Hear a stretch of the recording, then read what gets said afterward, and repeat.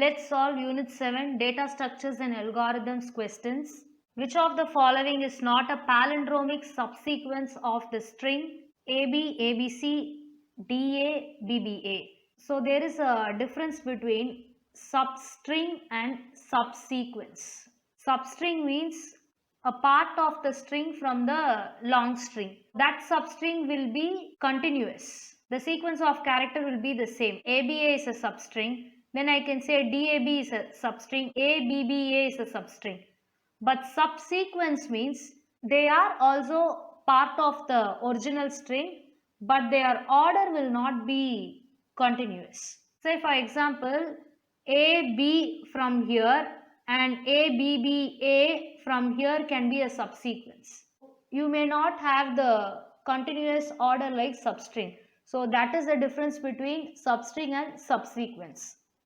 A string is said to be palindrome if the reverse of the string is same as the actual string. This long string is not a palindrome. A subsequence is a sequence that maintains the same relative order, but it may not be contiguous. A naive approach to this problem has exponential time complexity. Actually, we have a problem. Find the longest subsequence from the string. Find as many as possible subsequences from the string as programming questions. A much better solution is to use dynamic programming. So what is dynamic programming? It's an optimization technique where complex programs are broken down into subproblems with each subproblem solved only once. This is the reason why I have placed this question in data structures. Now let's solve the question. So a string is given here. They are asking which is not a palindromic subsequence. So we can just see the options and find it. So let's take A, B, C, B, A. So write it in reverse A, B, C, B, A. So is this a palindrome? Yes, it's a palindrome. Next A, B, B, A. Write it in reverse A, B, B, A. Yes, it's a palindrome. Then we have A, double B, A, and writing it in reverse also we have the same thing. So this is also a palindrome. If you take A, D, B, A, just write the reverse A, B, T, A. So this is A, D, B, A and this is A, B, D, A, which says that this is not a palindrome.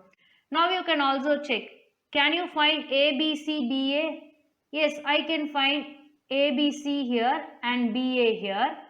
Then A, B, B, A. So A, B and B, A. Then A, double B, A. Yes. This is A, B, then from here I can have B, then together I can have B, B, A. It is possible. A, D, B, A, I can take A here, D here and then B, A from here. It may not be contiguous, so I can pick up all the subsequences. But the question is to find which is not a palindromic subsequence. So you need not go and think whether this is a subsequence or not. Just analyze the options and say option number 4. ADBA is not a palindromic subsequence. Next question. Which of the following is true? So the cost of searching AVL tree is given in all the statements and they are comparing it with searching a binary tree. So let's see the relevant statements. The cost of searching an AVL tree is log n, but that of a binary search tree is big O of n if the binary search tree is unbalanced. If the binary search tree is balanced, the cost of searching will be log n here. AVL trees are always balanced so that the cost of searching is guaranteed to be logarithmic. Every complete binary tree is balanced.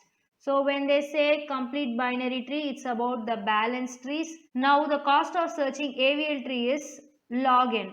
So we have log n here, we have log n here, but not in these two places. So we'll rule out 3 and 4.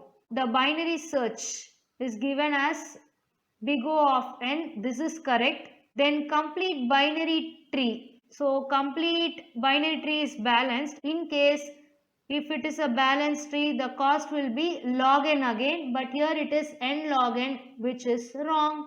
This should be only log n and not n log n because it's a complete binary tree.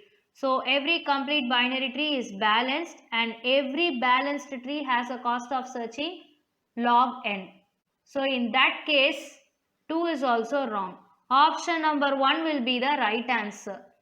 So understand, AVL trees search cost will be log n. Binary search tree for unbalanced case will be big O of n. The cost of searching a binary tree is given as log n. Actually only in case of balanced we can say that it is log n, and similarly this is actually correct only, but this is wrong and this is wrong here. So they say AVL trees are always balanced. What about the binary tree that is balanced? It has big O of log n again.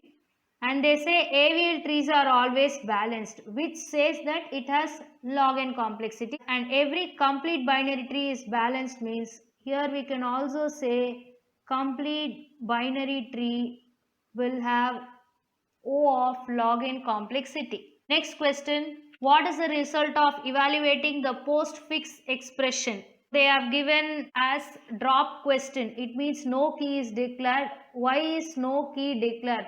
Because during evaluation I cannot evaluate B. So what will we do in postfix expression? We will read the expression from left to right. Initialize a stack with the same length as the expression. So let's initialize the stack here.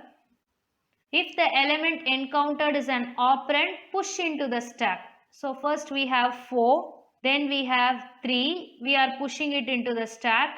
If the element encountered is an operator, pop 2 operands A and B from the stack, apply the operator and push the result back into the stack.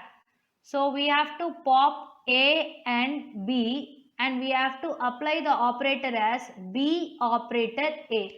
So this is A and this is B. First we have to pop A and then B, and the operation will be B operator A. For the operator is into and A operand is 3, which is equal to 12. After calculating I have to push the result back into the stack. So let me have 12 here. Now we have an operand 2, so I am pushing it here. Then I have an operand 5, I am pushing it here. Now I have an operation multiplication. So now what we have to do? We have to pop A and B and then apply the operation as B operator A. So here it is 2 into 5, which is equal to 10. Now I have to push the result back into the stack. So we will have 12 here and 10 here. Now we have an operator called plus. So if it is an operator, I have to pop A and B and apply B operator A. So 12 plus 10. This will give a value of 22, and now we will push the result back into the stack. After 22, we have an operand called B. So let's take it to be B. Now we have an operator called subtraction. So this is A and this is B. So it is 22 minus B. Since we cannot evaluate B, this question has been dropped and no key has been given for this. We will just write the expression as 4 into 3 plus 2 into 5 minus B. This is the actual expression that we have got from the postfix expression. In case if the number is going to be 6, 22 minus 6 means the answer will be 16. 22 minus 8 means the answer will be 14. So we don't know what number has to be in the place of B. So this is how we will be solving the evaluation of a postfix expression. Next question. Which data structure is typically used to implement hash table? So whenever we answer hash table questions, we go with drawing an array, fixing an index and placing the elements appropriately in the slots. A hash table is a data structure that stores some information, and information has basically two main components. One is the key, usually called as the slot number or the index value, and the other one is the value that is being inserted in the particular slot. So let's see the diagrams of all these four data structures. First one is linked list. Linked list will be in this format. We will have a data node and the pointer to the next node. Then the head will be pointing to the first node and null will be in the last node place. So can you store a hash table like this? You cannot. Next one is array. This is how we will be storing a hash table, and in fact we will put it in vertical form as 0, 1, 2, 3 and 4. This is how we will solve hash function problems. This is the binary tree representation. We will not be able to implement hash table using this, and this is how we will use stack. Just the previous question we used stack. So in stack there are only two operations. You can push and pop, but regarding hash functions you have to put the element in a particular key or in a particular slot, but that is not possible with the help of stack. So obviously hash table is implemented using arrays. And what kind of arrays? Associative arrays. Why do they say associative arrays? You have named slots or indexed slots. So option number 2 will be the right answer. Next question. Which collision resolution technique involves maintaining a linked list of collided keys? Collision is a condition where two records are stored in the same location. The process of finding an alternate location is called collision resolution, and the options are those resolution techniques. Under direct chaining, we have an array of linked list application. We have separate chaining to be the technique here. This is how it happens. Sometimes if there is an element already stored here and another element is also being hashed to the same index slot, then what we will do is we will create a linked list and place the element here. So how many ever elements are going to get the same index, they will be just placed similar way, and the last element will have null. So this is how we have chaining. Now just read the question. Which technique involves maintaining a linked list of collided keys? This is actually the linked list. And the method that used linked list is direct chaining. So here the term chaining is direct chaining or separate chaining. Option number 3 will be the right answer. Then what are the other 3 options? They come under open addressing technique. In chaining we have linked list, but here it's just array based implementation. They are not going to use any linked list and all. Inside the same array they are going to use other technique for placing the elements. So first we have linear probing. It is linear search. So in case if you have an element mapping to the same location, it will be placed in the next location. Then we have quadratic probing, where it is called non-linear search. And we have double hashing. Here we use two hash functions to find a particular slot. Next question. Consider the following functions. They have given 3 functions: f of n, g of n and h of n. Which of the following is true? First we will understand about this asymptotic function. F of n is equal to big O of g of n. This means f of n is asymptotically less than or equal to g of n. We can equate this particular equation as f of n less than or equal to g of n. So this is taken from one of the data structures reference book. Here they have given decreasing rate of growth. It means the least complexity is given in the bottom, big O of 1, and the highest complexity is given in the top, that is big O of 2 power n. Now we have to equate these functions to any of these complexities. F of n is equal to 3 into n to the power of 1 value. When you consider the complexity related problems, we will always go with the upper bound in case of big O. We will only consider this part here. Regarding g of n, as per this question here, it is 2 power root of n into log n to the base 2. So this is similar to n power something and this is 2 power something. From this rate of growth, it is difficult for us to conclude which is greater. So we will see another growth rate which is in the increasing order. N power k is actually a polynomial time solvable problem, and a power n, that is the exponential time solvable problem. It is given in increasing rate of growth.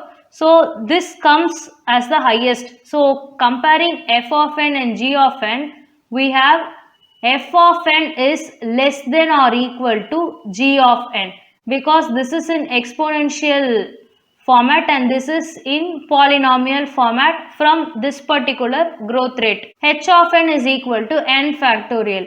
If you see here, 2 power n is something where we can say it's exponential, and n square is something where we can say it is a polynomial part. I am plainly telling you, I am not getting into the detail as of now. So if this is going to be f of n and this is going to be g of n, for example, then h of n can be placed here. From this, what you can understand is h of n takes the highest complexity, followed by g of n, and then followed by f of n. If h of n is big O of f of n, how can we write this as h of n equal to big O of f of n? When we say big O of something, it means it is less than or equal to. So this can be taken as h of n is less than or equal to f of n. And the next option, h of n is equal to big O of g of n. Now what is this? H of n is less than or equal to g of n. Then third one, g of n is not equal to big O of f of n. It means g of n and f of n are here. We have the less than or equal to because of the big O notation, and when they say not, it is not. So let's consider an example for this. If I say 8 and 9 here, I can place a symbol like less than or equal to. If it is 9, I can again place less than or equal to 9. So both these expressions are true because you either have less than 9 or equal to 9 in the left hand side when we compare it with the right hand side 9. In case if I place a value called 10 and the same inequality holds here, we say it is not. In this case, we can say that g of n is greater than f of n. When it is 8 less than or equal to 9 and 9 less than or equal to 9, when I say we have 10 in the left hand side, this becomes 10 greater than 9. When we have not of less than or equal to, this will be equating to greater than symbol. So if I say not less than or equal to f of n, it means it is greater than f of n. So this is the exact meaning that we can infer here. Now the fourth one can be taken as f of n is equal to big O of g of n. And here f of n is less than or equal to g of n. Now we will check every option. Is h of n less than or equal to f of n as per this order? No. So option 1 is wrong. Next, h of n less than or equal to g of n? Again wrong.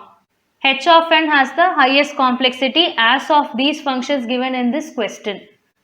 Now the third one, is g of n greater than f of n? Yes, it is greater than. And is f of n less than or equal to g of n? Yes, it is true again. Both these options are turning out to be true. Now I will tell you about a printing mistake in this question paper that has happened. G of n is equal to 2 power root n into log n to the base 2 is the actual function of g of n. F of n is right and h of n is right. This is the actual function of g of n. And the options given below are for this particular function. You can ask me, how can I be so sure that this is g of n? It has been a repeated question in GATE exams. Now we will interpret every function.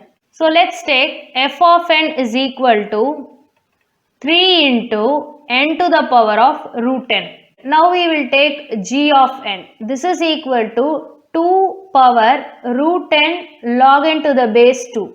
I hope we can remember a formula. log x to the power y is equal to y log x.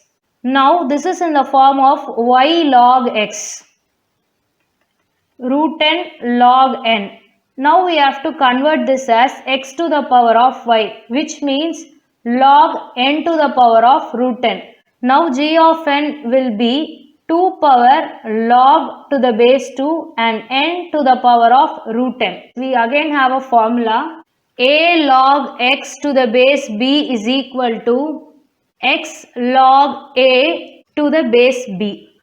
So just equate this. 2 log 2 and x is n to the power of root n, which is equal to, now we will change this as n to the power of root n, the x value. So here x is equal to n power root n. N power root n into log a is 2 and the base is 2. What is log 2 to the base 2? It is 1. Log 2 to the base 2 is equal to 1. How did we get 1? So whenever we have such functions, we will equate this to some value called z. So 2 power z is equal to 2. So I will place small z. 2 power 1 is equal to 2. From this z is equal to 1. So this is how we arrived at log 2 to the base 2 is equal to 1. Any number to the same base will give you 1 only. This is just a small explanation. So this will ultimately give n power root n into 1. So what is g of n here? It is n to the power of root n. Now we have f of n is equal to 3 into n to the power of root n and g of n is equal to n to the power of root n. Here we can say f of n is equal to g of n in terms of asymptotic function. This is something like constant into n to the power of root n. So we can say asymptotically g of n is equal to f of n or f of n is equal to g of n. Consider the third option. What is g of n is not big O of f of n. It is g of n greater than f of n. When we found that f of n is equal to g of n, they are asymptotically equal. It means this particular expression is false. So in this case we can mark option 3 as the wrong answer. Only when you take everything to the power of 2, you can find that asymptotically f of n is equal to g of n. Now we will evaluate the fourth option. F of n is less than or equal to g of n. So this is 3 into n to the power of root n less than or equal to n to the power of root n. And here you can find a symbol called equal to. It can either be less or equal.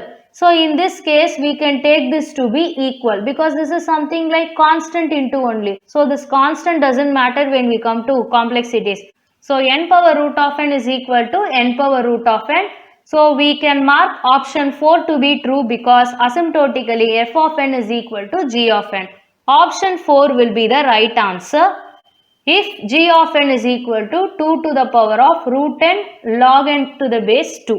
Now you can ask me, if g of n is going to change like this, then what about h of n? So we will see that h of n is equal to n factorial. Just take log of n factorial. So this has a value of n log n. We already have a value for g of n, namely n to the power of root n. Now take log of g of n. This is equal to log of n to the power root of n. The same formula we have to apply in the reverse side. Now it is in the form of x power y. So you have to make it as y log x. So this will be root n log n. Now let's equate h of n and g of n. So h of n equal to g of n in this case. It is n log n, and here we will just equate this as root n log n.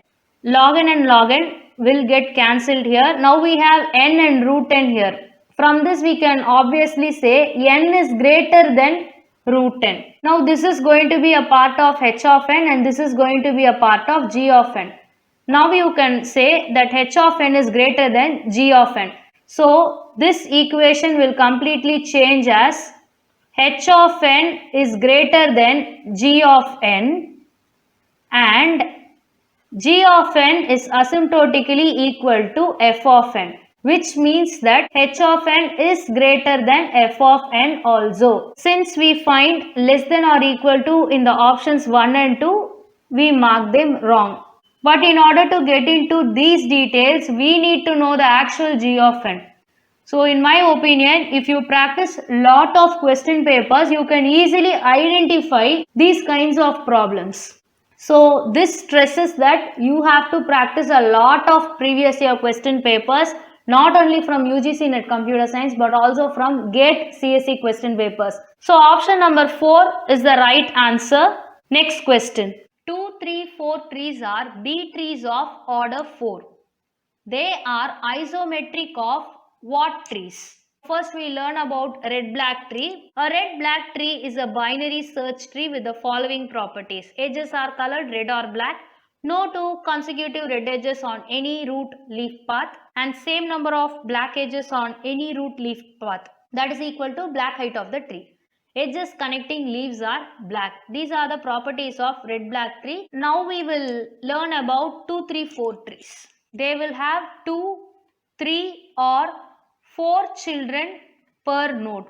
That's why they are named as 2, 3, 4 trees. Now let me give you the representation of a 2 node tree. So let's take a value called A. I will have 2 branches here. That's why it is called 2 node. In this left side, the values less than A will be placed, and in the right side branch, the values greater than A will be placed. This is the case of 2 node tree. Now let's take 3 node tree. Here we will have 2 keys. So instead of value, we can tell them to be keys. We will take A and B. So there are 2 keys. And we will have 3 branches. These branches are called as links. So we will start with less than A here. Then greater than A will be placed here. Since we have another key, the less than condition will start here and the greater than condition will end here.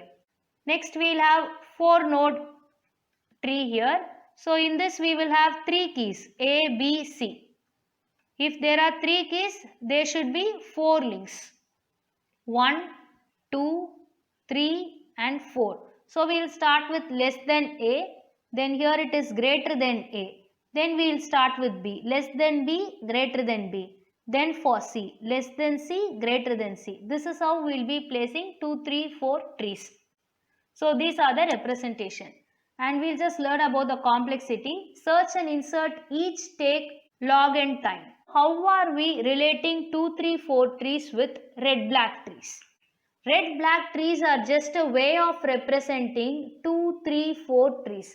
Here they are saying edges connecting the leaves are black and they are black everywhere. And if you take no 2 consecutive red edges on any root to leaf path. So if one is going to be red and the other will be black here. So no continuous red as per this 2, 3, 4 trees. You can find they are a way of representing 2, 3, 4 trees. So red black trees have a similar structure. This is actually a 2 node tree. So A less than A and greater than A. So similar representation. Similarly this is 3 node. This is actually A, B. So less than A, greater than A, less than B, then greater than B. So this is how they are representing in red black form. Similarly here you will have 3 keys and 4 links. So 2, 3, 4 trees are isometric of option number 4 red black trees. Option number 4 will be the right answer. Next question. Arrange the following in ascending order. This can be placed in unit 1. This can be placed in unit 9 also.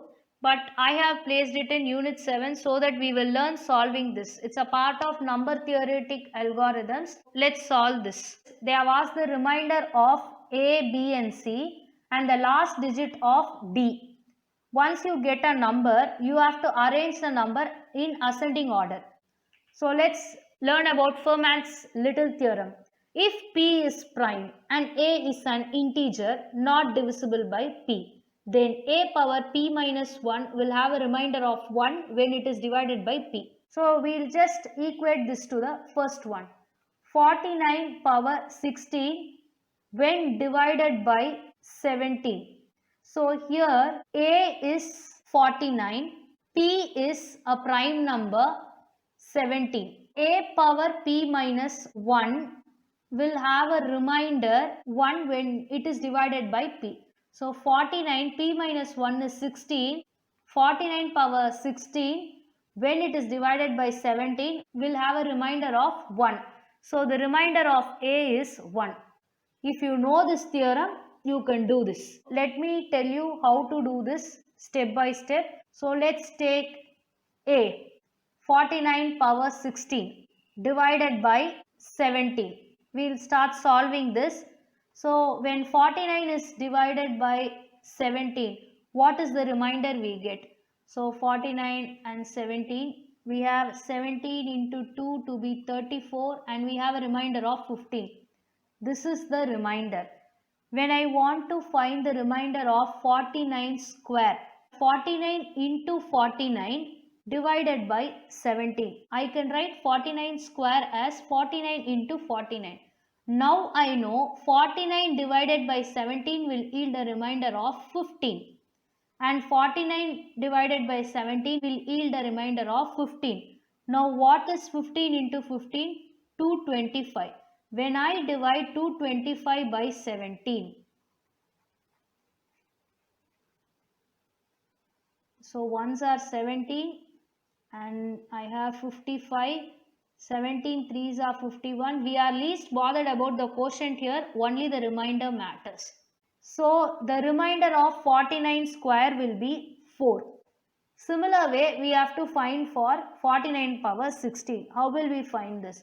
So now we will combine 49 square into 49 square for 49 power 4.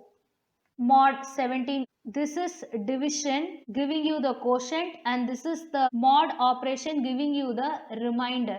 So this is divided by. So what is the remainder of 49 square? It is 4 and 49 square it is 4. 4 into 4 is 16 mod 17. So 16 is still less than 17. We have no issues. Next we will go with 49 power 4 into 49 power 4. This is actually for 49 power 8. Now 49 power 4 will have 16 as remainder and 49 power 4 will have 16 as remainder, which will give you 256.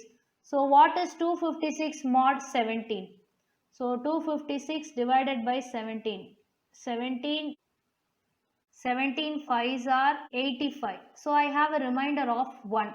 So 256 mod 17 will give me 1. It means 49 power 8 mod 17 will have a remainder of 1. So now it is easy to find for 49 power 16, which is nothing but 49 power 8 into 49 power 8 mod 17, which is equal to 1 into 1, which is equal to 1 mod 17. So what is the remainder of 49 power 16 when divided by 17? It is 1. So 49 power 16 mod 17 will give 1 as the remainder. This is how we have to solve this. So we have got 1 as the remainder. A is equal to 1. Now we will go to B. 2 power 446 when divided by 9. So we know 2 power 10 is 1024. We will find the remainder. So 1 9s are 9. This is 12. Then we have 9. Then we have 34. So this will give a remainder of 7. The remainder is 7 for 2 power 10. Now for 2 power 20. What we will do is 2 power 10 into 2 power 10. We are splitting it. So 7 into 7 is 49. 49 divided by 9. What is the remainder? So 9 5s are 45 and the remainder is 4. Then we have 2 power 40. 2 power 40 is equal to 2 power 20 into 2 power 20, which is equal to 4 into 4, it is 16. When I divide 16 by 9, the remainder will be 9 ones are 9. So 16 minus 9 will give me 7 again. So now 2 power 80 is equal to 2 power 40 into 2 power 40. So 7 into 7, 49 divided by 9 will have a remainder of 4 again. 2 power 80. From 80 can I get 400? Yes. If I apply power here, this will be equivalent to 2 power 400. Okay. So let's solve this. 2 power 80 power 5. So what is the remainder of 2 power 80? It is 4. So 4 power 5, which means 4 into 4 into 4 into 4 into 4. So this is 16, this is 16. 16 into 16, it is 256. 256 into 4. It is again 1024. So what is 1024 mod 9? It is 7. So we have already found this. So we know 2 power 400 when divided by 9 will leave a remainder of 7. Now we have to combine everything. So we have the value of 2 power 400. We have the value of 2 power 40. 400 plus 40 will give 440. Remaining we have 6. 2 power 400 will yield a remainder of 7 into 2 power 40 will yield a remainder of 7. What is 2 power 6? So 2 power 3 into 2 power 3. So it is 8 into 8, 64. So 64 divided by 9. 9 sevens are 63. The remainder is obviously 1. So 2 power 6 divided by 9 will yield a remainder 1. So now 2 power 6 mod 9 will give me 1. I am just dividing it by 9 and just giving you the remainder alone. So what is 7 into 7? 49. What is 49 into 1? It is again 49. So what is 49 mod 9? We already know it is 4. So the answer is 4. So the remainder of 2 power 446 when divided by 9, it will give a remainder of 4. We will have an answer of 4. Now let's solve C. Remainder of 155 power 17 when divided by 17. So let's start with 155. 155 mod 17 will give. So 155 divided by 17. 17 nines are will give 63, 15. So it will have 2. This will give a value of 2. So what is 155 square? It is 2 into 2. That is 155 into 155 mod 17, which will give a value of 4. Now we will just double up again. 155 power 4 will have 4 into 4, which is equal to 16. 16 is less than 17. So 155 power 8 will have 16 into 16, which is equal to 256 mod 17. So 256 divided by 17. 1 17s are 17, 86, then 5s are 85. This will give a value of 1. So the remainder of 155 power 8 is 1. Now we will find it for power 16, which means 1 into 1, which is equal to 1 again. Now we have to find it for 17. So 155 power 17 is equal to 155 power 16 into 155, which is equal to 1 into 2. Mod 17, which is equal to 2. So 2 is less than 17. So the answer of 155 power 17 mod 17 is equal to 2. So C will have 2. Let's get into D. They are asking the last digit of the number 7 power 45. So let's start from 7 power 1. 7 power 1 is equal to 7. 7 power 2 is equal to 49. 7 power 3 is equal to 49 into 7, which is equal to 343.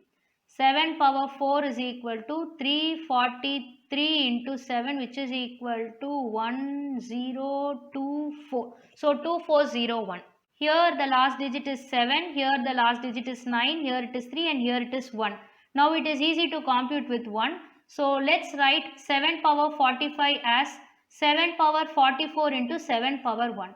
What is the last digit of 7 power 1? It is 7. So let's retain the last digit here. Now 7 power 44 can be written as 7 power 4 the whole power 11. This will actually give 11 into 4 as 44.